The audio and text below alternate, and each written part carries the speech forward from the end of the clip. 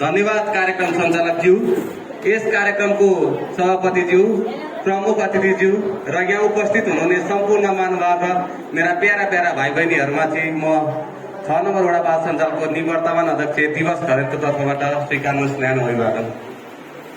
सर्वप्रथम त म 6 नम्बर वडा कार्यालय र 6 नम्बर वडा बाल सञ्जाललाई धन्यवाद दिन चाहन्छु।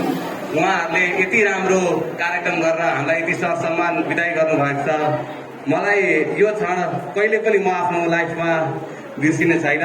त्यसै गरी म यहाँ उपस्थित सम्पूर्ण भाइ बहिनीहरूलाई चाहिँ सधैँ अघि बढ्नुहोस्, सधैँ राम्रोसँग बन्नुहोस्, केही नडराइ गर्नुहोस्, केही नडराइ कामहरू गर्नुहोस् र बालबालिका क्षेत्रमा लागेर काम गर्नुहोस्। हामीले गर्न नसकेको कामहरू पनि अझ राम्रोसँग गरेर यस के अरे 6 नम्बर वडा बाल क्लब बाल सञ्जालको नाम चाहिँ धरानकै सबैभन्दा उत्कृष्ट वडा बाल सञ्जालको रूपमा स्थापित गर्नुहोस् भन्दै आफ्नो केही शब्द यहीँ अन्त्य गर्न चाहन्छु। धन्यवाद।